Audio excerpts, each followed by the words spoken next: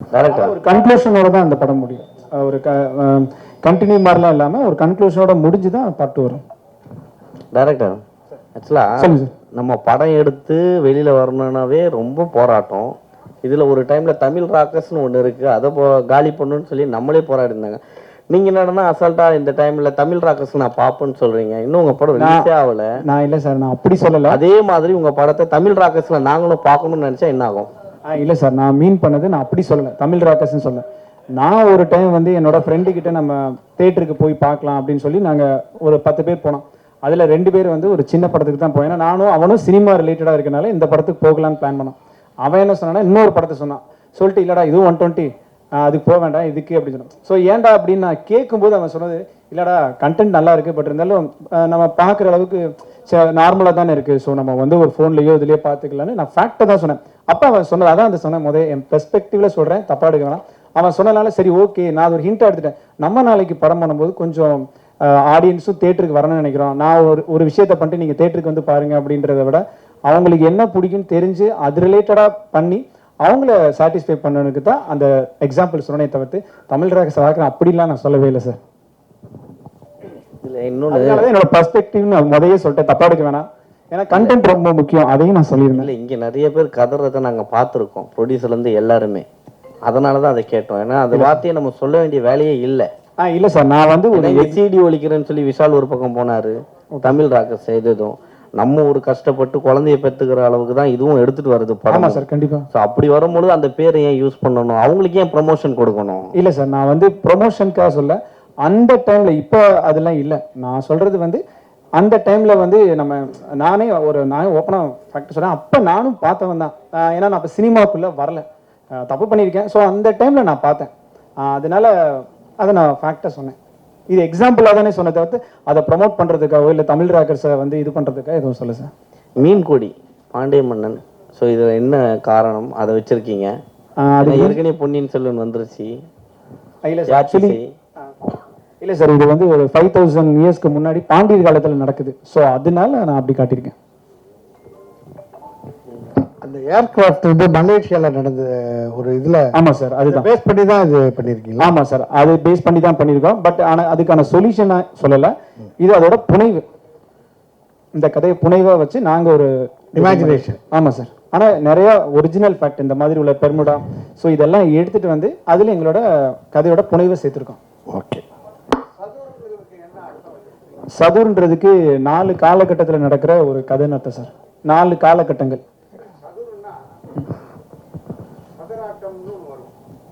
ஆமாம் சார், சதுராட்டம், சதுரமுறை. இல்லை, இதுக்கான மீனிங் வந்து 4 காலகட்டத்தில் நடக்கிறது தான் சார் கதை. ஸோ அதனால நாங்கள் சதுர்னு வச்சுருக்கோம்.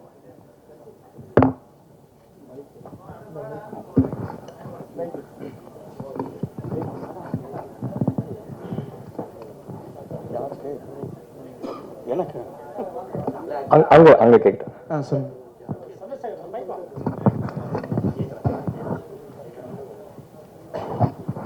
Director sir. சார் சொல்லுங்க சார். நீங்கள் சதுர்னு படம் வச்சுருக்கீங்க, கூட சிவனை காட்டுறீங்க, எரிக்கல்லை காட்டுறீங்க, சரிங்களா? எரிக்கல் வந்து சிவனை காட்டும் போது அது என்னன்னா, எரிக்கல் வந்து தான் வந்து டோட்டல் உலகத்தையும் அழிச்சு திருப்பி ரீஜென்ரேஷன் ஆச்சு. அந்த நேரத்தில் வந்து நீங்கள் சிவனை காட்டுறது எந்த வித நியாயம்? இல்லை சார், அது வந்து இது போஸ்டருக்காக இருக்குது, ஆனால் படத்தில் இந்த மாதிரி இருக்காது சார், படத்தில் வர மாதிரி இருக்கும். சரி, அப்புறம் ஹெலிகாப்டர்லாம் காட்டுறீங்க. ஆமாம் சார். அதில் வந்து தமிழ்லாம் மென்ஷன் பண்ணியிருக்கீங்களே, அது எப்படி? அது தமிழ் வந்து என்னன்னா, நான் தமிழ் உள்ள ஆர்வத்தினால தான் இந்த இது பண்ணேன். ஆக்சுவலி இந்த கேரக்டர் பேரு தமிழ் தான். அது எதுக்காக வச்சிருக்கேன்னா, தமிழ் மேல உள்ள ஆர்வத்துல தான் வச்சிருக்கேன். இங்கிலீஷ்ல இருக்கேன், ஹெலிகாப்டர் மேலே தமிழ் எழுதுவீங்க, தமிழ்ல போர்டே போட மாட்டானுங்க. இல்லை சார், எனக்கு அது மேல உள்ள ஆர்வத்துல நான் அப்படி பண்ணியிருக்கேன் சார். இங்கிலீஷ்ல தான் வைக்கிற மாதிரி இருந்தது, வேண்டாம் தமிழ்னு போடணும். அதுக்கு ஒரு ரீசன் இருக்கு சார், ஃபிலிம்ல அதுக்கு ஒரு ரீசன் சொல்லுவாங்க. ஆமா சார், ஆமாம் சார். இல்லை சார், நான் என்னன்னா, நான் இமேஜினரியாக ஒரு ஸ்கிரிப்ட் நான் பிளான் பண்ணேன். எனக்கு விஎஃப்எக்ஸ் தெரிஞ்சனால அதை வெளியே கொண்டு வரதுக்கு யூஸ்ஃபுல்லாக இருக்கே தவிர்த்து விஎஃப்எக்ஸ்க்காக இந்த படம் எடுக்கல.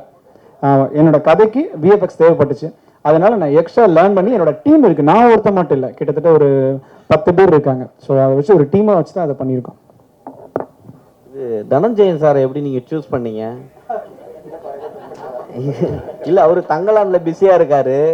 ஸோ அதனால வரிசையா அவரை பிடிக்கவே முடியாதுன்னு அவரே மேடையில சொன்னாரு. 5 மணிக்கு மேல கிளம்பிடுவோம் பாருங்க. 5 மணி பாருங்க, போஸ்ட் பண்ணிட்டோம் பாருங்க. 5 மணிக்கு போஸ்ட் பண்ணிட்டோம். இது நடுவில் போஸ்ட் பண்ணியாச்சு. ரொம்ப இன்ட்ராகேஷன் பண்ணாதப்பா, படம் வரட்டும்பா. நீ ரொம்ப இன்ட்ராகேஷன் பண்றீங்க. உங்களை வச்சு ஒரு திரைக்கதை பண்ண இவர் வச்சு அவங்க யாருன்னு தெரியாது. இல்ல வெளியில ஒரு கமெண்ட் ஒருத்தர் சொன்னாரு, நான் கோயம்புத்தூர் வந்து இந்த படம் பண்ணியிருக்கோம் அப்படின்னு. ஒரு விஷயம் சொல்லிடுறேன். தமிழ் சினிமாவோட ஹிஸ்டோரியனா ஒரு சின்ன பார்ட் எனக்கும் இருக்கு, அதனால சொல்றேன். கோயம்புத்தூர்ல தான் சினிமா ஆரம்பிச்சது. ஓகே, கோயம்புத்தூர்ல தான் மிகப்பெரிய ஸ்டுடியோக்கெல்லாம் கோயம்புத்தூர் தான் தமிழ் சினிமாவுக்கு ஆரம்ப காலகட்டம். ஓகேங்களா, இன்னைக்கு வரையும் வந்து மிகப்பெரிய ஸ்டுடியோக்கெல்லாம் கோயம்புத்தூர் சேலத்தில் தான் இருக்கு. ஓகேங்களா, அங்கிருந்து தான் மலைக்கல்லன் படத்துல இருந்து எல்லா படங்களும் இந்தியில எல்லாம் எடுத்தாங்க. மலைக்கல்லன்ல இருந்து எல்லா பெரிய படங்களும் கோயம்புத்தூர்ல ஆரம்பிச்சது. இன்னைக்கு கோயம்புத்தூர்ல நிறைய டேலண்ட்ஸ் வந்துட்டு இருக்கிறது சந்தோஷமா இருக்கு. ஏன்னா கோயம்புத்தூர் ஒரு காலகட்டத்தில் தமிழ் சினிமாவை டாமினேட் பண்ண, இந்தியன் சினிமாவை டாமினேட் பண்ண கோயம்புத்தூர்ல இருந்து ஒரு சின்ன ஒரு தொய்வு இருந்தது. அந்த தொய்வு இன்னைக்கு விலகி நிறைய டேலண்ட்ஸ் அங்க வந்துட்டு இருக்கிறது சந்தோஷமா இருக்கு. அவங்கள நம்ம வரவேற்போம். இன்ஃபேக்ட் கோயம்புத்தூர்ல இருந்து நான் வந்து கைமை கடக்குன்னு ஒரு படம் பண்ணேன். அந்த படம் வந்து மிகப்பெரிய அளவில் ஓடிடியில் சக்ஸஸ் ஆச்சு. அதான் ஃபர்ஸ்ட் நான் போட்டது. எனக்கு ஆச்சரியமா இருந்தது, நீங்களாம் சர்ப்ரைஸ் ஆவீங்க. அந்த கைமை கடக்க படம் வந்து ஒரு 30 லட்சம் ரூபாயில எடுத்த படம். அது ஓடிடிலே பெரிய ரெவன்யூ வந்தது. அந்த 2 பேர் சேர்ந்து நடிச்சு அட்டகாசமா கோயம்புத்தூர்ல இருந்து எடுத்து இண்டிபெண்டா படம் பண்ணியிருந்தாங்க. இப்போ இவங்க பண்ற படம் பாத்தீங்கன்னா அவங்களுக்குள்ள இருக்கிற அந்த டெக்னாலஜிக்கல் நாலேஜை வச்சுக்கிட்டு, விஎஃப்எக்ஸை வச்சுக்கிட்டு, விஎஃப்எக்ஸ் மூலமா ஒரு படத்தை எப்படி கிரியேட் பண்ண முடியும். இன்னைக்கு கிரீன் மேட்டை வச்சுக்கிட்டு நீங்க வந்து எக்கச்சக்கமான கிரியேஷன் பண்ண முடியும். அவங்க அதை வந்து ரொம்ப அழகா பண்ணியிருக்காங்க. அது பார்த்தோன்னே நான் பிரமிச்சேன், ரொம்ப திறமைசாலிங்கப்பா அப்படின்னு. என்னன்னா இது நல்லா தெரியுது, இதெல்லாம் ரியல் லொகேஷனே கிடையாது, ரியல் இதுவே கிடையாது. கொஞ்சம் கொஞ்சம் ரியல் லொகேஷனை மேட்ச் பண்ணியிருப்பாங்க. பட் ஆனால் முக்கால்வாசி எல்லாமே ஸ்டுடியோவில் வச்சு கிரியேட் பண்ண விஷயம். சார் சொன்னார் பார்த்தீங்களா, திடீர்னு பார்த்தா உள்ள போச்சுன்னு. அது மாதிரி எல்லாமே வந்து கிரியேஷன் தான். அந்த ஒரு முயற்சியை நம்ம பாராட்டணும். நான் வெயிட் பண்ணிட்டு இருக்கேன், இது படமா எப்படி இருக்கும். ட்ரெய்லரில் அசத்திட்டாங்க 2 மினிட்ஸ்ல, அந்த 2 ஹவர்ஸ்ல எப்படி அசத்த போறாங்க நான் வெயிட் பண்ணிட்டு இருக்கேன் அகஸ்டின். ஸோ அதை நம்ம வாழ்த்துவோம். சார் சொன்னார் பார்த்தீங்களா, சதுர் அப்படின்னா என்னன்னு கேள்வி கேட்டாங்கன்னே டைட்டில் பிரச்சனை இருக்கு. அதனால நம்ம கொஞ்சம் கவனத்தில் வைப்போம், டைட்டில் கரெக்டாக ரீச் ஆகுதா. என்ன சார் சதுர்னு எல்லார்ட்டும் எக்ஸ்பிளைன் பண்ண முடியாது, இவர்கிட்ட சொல்லிட்டீங்க மேடையில், எல்லார்ட்டுமே ஆடியன்ஸ் சொல்ல முடியாது இல்லை. ஸோ அதனால இதனுடைய படைப்பு என்ன அப்படின்றத எப்படி நம்ம கரெக்டான முறையில் கொண்டு போகணும். அதுக்கு தான் சொன்னேன், ஒரு ப்ரொடியூசராக நான் எப்பவுமே டைட்டில் என்னன்னு பார்த்துட்டே இருப்பேன். டைட்டில் நம்மளை கனெக்ட் ஆகிடணும், அந்த விஷுவல் கனெக்ட் ஆகிற மாதிரி டைட்டிலும் கனெக்ட் ஆச்சுன்னா மக்கள் பேசுவாங்க. அதில் தான் மேலேயே சொன்னேன், டைட்டிலாம் கொஞ்சம் பேசுவோம் அப்படின்னு சொன்னேன். அவர் கேட்டுட்டார், சார் கேட்டுட்டார், என்ன சார் டைட்டில் மீனிங் என்னன்னு கேட்குறாரு. எல்லா மக்களும் மீனிங் கேட்டால் பிரச்சனை ஆகிடும் ஆடியன்ஸ் எல்லாம். அதனால் உங்களோட முயற்சி கண்டிப்பாக ஒரு பெரிய லெவலில். என்னை வந்து அவர் வாட்ஸ்அப்பில் அனுப்பிச்சிட்டே இருந்தார், சார் நீங்கள் வரணும்னா நான் ரொம்ப இதுவாக இருக்கேன்பா, போயிட்டு இருக்கு, 6 மணிக்கு இன்னொரு போஸ்ட் இருக்குது, நான் அந்த வேலையில் இருக்கேன்னு. இல்லை சார் நீங்கள் வாங்கினாரு. எனக்கு அந்த விஷுவல் பார்த்து ஒரு பிரமிச்சு தான் வந்தேன். இது வேற வம்பு பத்தியா, தங்கலான் வேலையை விடாம நான் சொன்னல, இப்போ தங்கலான் வேலை கரெக்டா 5 மணிக்கு லான்ச்சும் பண்ணிட்டு அங்க இருந்துட்டு லான்ச் பண்ணிட்டு, அதுப்பா தங்கலான் லான்ச் மிஸ் பண்ணக்கூடாது, 5 மணிக்கு லான்ச் ஆயிடணும், அனௌன்ஸ்மெண்ட் வந்துடணும் சொல்லிட்டு ஜி பிரகாஷ் சார் கேட்டே இருக்காரு, அனுப்புங்க சீக்கிரம் அனுப்புங்க. அது கரெக்டா 4:55 அனுப்பிச்சிட்டு ஓடி போய் மேடையில் பேசிட்டேன். ஸோ அந்த மாதிரி நம்ம கமிட்மெண்ட் என்னன்னா, சொன்ன வேலையில் டைம்ல லான்ச் பண்ணிடணும், இந்த விழாவை மிஸ் பண்ணக்கூடாது. ஏன்னா ஒரு யங்ஸ்டர்ஸை நம்ம வந்து அப்ரிஷியேட் பண்ணணும், யங்ஸ்டர்ஸை நம்ம வந்து முடிஞ்ச வரையும் சப்போர்ட் பண்ணணும். அவங்களோட முயற்சிக்கு நம்மளாம் சப்போர்ட் பண்ணணும். அப்போ என்ன சினிமா இண்டஸ்ட்ரி, இந்த சினிமா தான் நம்ம வாழ்ந்துட்டு இருக்கோம். நான் வாழ்ந்துட்டு இருக்குது சினிமானால தான். இந்த சினிமாக்கு என்னுடைய கான்ட்ரிபியூஷன் அப்படின்னு பாத்தீங்கன்னா, இந்த மாதிரி புது இளைஞர்களுக்கு வந்து சப்போர்ட் பண்ணோம். ரவி சார் மாதிரி நண்பர்லாம் கூடும்போது நம்ம வந்து வந்துடணும் அப்படின்னு தான் நம்ம வந்தாச்சு. ஸோ நீங்களும் அதே மாதிரி புது இளைஞர்களை, புது டீமை மிகப்பெரிய லெவலில் நீங்க சப்போர்ட் பண்ணதான் உங்களை நான் கேட்டுக்கிறேன். ட்ரைலர் பார்த்தோன்னு ஓடி வந்துட்டீங்கல்ல, அந்த மாதிரி நாங்களும் ட்ரைலர் பார்த்தோம் நல்லா இருக்குன்னு தான் சொல்லிட்டீங்க. இது வெளியே போக கூடாது நீங்க வந்தீங்க. ஆமா, அந்த மாதிரி தான், அதே மாதிரி தான் நீங்களும் வந்துட்டீங்களா.